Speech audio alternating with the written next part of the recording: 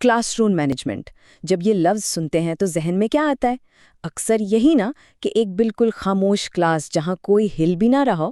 لیکن کیا واقعی ایک بہترین کلاس روم کی یہی نشانی ہے؟ چلیں آج اسی خیال کو تھوڑا گہرائی میں دیکھتے ہیں اور سمجھتے ہیں کہ اس کا اصل مطلب کیا ہے۔ یہ صرف خاموشی سے کہیں بڑھ کر ہے، یہ ایک ایسے ماحول کی بنیاد ہے جہاں ہر طالب علم کو سیکھنے کا بہترین موقع ملے۔ تو سوال پھر وہی آ جاتا ہے، کیا کلاس روم مینجمنٹ کا مقصد صرف شور ختم کرنا ہے، بچوں کو ڈرا دھمکا کر چپ کرانا ہے؟ اگر بات صرف اتنی سی ہوتی تو شاید سب سے اچھا ٹیچر کوئی فوجی سارجنٹ ہی ہوتا، ہے نا؟ لیکن حقیقت اس سے بہت مختلف ہے۔ یہ ایک فن ہے، اور بہت گہرا اور مثبت فن ہے۔ تو پھر یہ ہے کیا اصل میں؟ دیکھیں، یہ ایک پورا سسٹم ہے، ایک طریقہ کار ہے جس میں ٹیچر ہر ایک اسٹوڈنٹ کے لیے، جی ہاں ہر ایک کے لیے سیکھنے کا ایک پازیٹیو، سیف اور خوشگوار ماحول بناتا ہے۔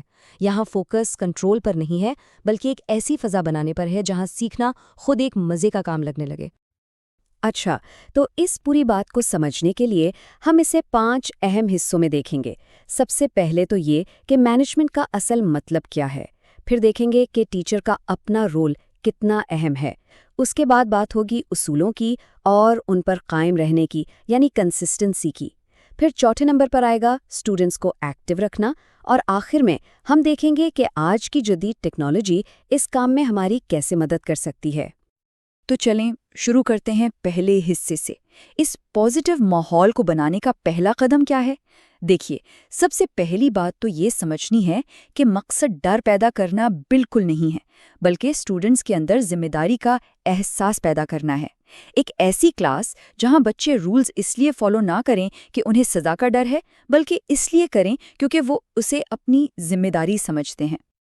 اور جب ایسا ہوتا ہے نا، تو اس کا اثر کتنا زبردست ہوتا ہے۔ بات صرف پڑھائی میں اچھے نمبر لانے کی نہیں رہتی۔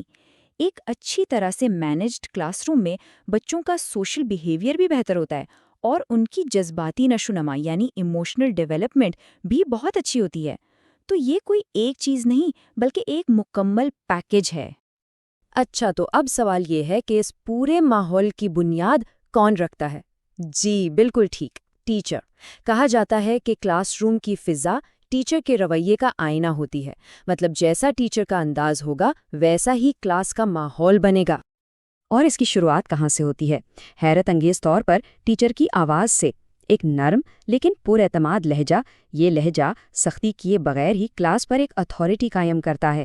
یہ آواز اسٹوڈنٹس کو بتاتی ہے کہ ٹیچر انچارج ہے، لیکن ایک دوستانہ انداز میں۔ آواز کے بعد جو دوسری خاموش طاقت ہے وہ ہے آئی کانٹیکٹ، یعنی آنکھوں کا رابطہ۔ صرف ایک نظر سے ٹیچر اسٹوڈنٹ کے ساتھ کنیکٹ کر سکتا ہے، اسے شاباش دے سکتا ہے، یا بس خاموشی سے یہ بتا سکتا ہے کہ بھائی یہاں دھیان دو۔ یہ بالکل الفاظ کے بغیر ہونے والی بات چیت ہے۔ تو ان سب باتوں کا خلاصہ کیا نکلا؟ ایک ایسا ٹیچر جو پراعتماد اور پرسکون ہو، جس کا ایٹیٹیوڈ پازیٹیو ہو، جو بالکل صاف صاف ہدایات دے، وقت پر حوصلہ بڑھائے اور ہر اسٹوڈنٹ سے عزت سے بات کرے۔ بس ایسا ٹیچر ایک ایسے کلاس روم کی بنیاد رکھ دیتا ہے جو پھر خود بخود ہی منظم رہتا ہے۔ اچھا، ٹیچر تو ہو گیا، لیکن ایک بہترین ٹیچر کے پاس کچھ ٹولز یعنی اوزار بھی ہونے چاہیے۔ اور وہ ٹولز کیا ہیں؟ واضح اصول، اور ان اصولوں پر عمل کرنے میں مستقل مزاجی۔ سمجھ لیں کہ یہ وہ ڈھانچہ ہے جس پر پورے کلاس روم کا ماحول کھڑا ہوتا ہے۔ اب سوال یہ ہے کہ اچھے اصول ہوتے کیسے ہیں؟ بہت سادہ سی بات ہے۔ پہلی بات، وہ تعداد میں کم ہوں تاکہ سب کو یاد رہیں۔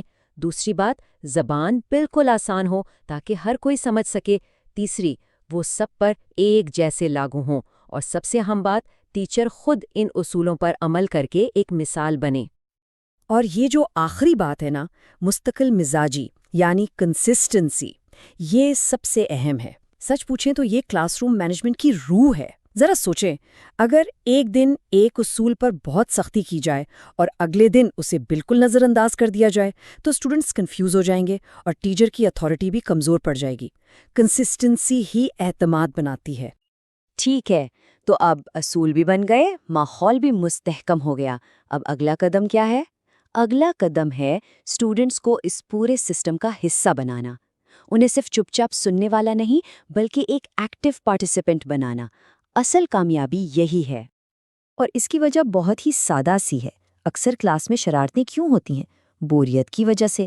جب دماغ فارغ ہوتا ہے تو وہ ادھر ادھر بھٹکتا ہے، لیکن جب اسٹوڈنٹس کو دلچسپ ایکٹیویٹیز میں لگا دیا جائے تو ان کی ساری انرجی ایک پازیٹیو ڈائریکشن میں لگ جاتی ہے۔ پھر ڈسپلن کوئی زبردستی کی چیز نہیں رہتی، بلکہ خود بخود آ جاتا ہے۔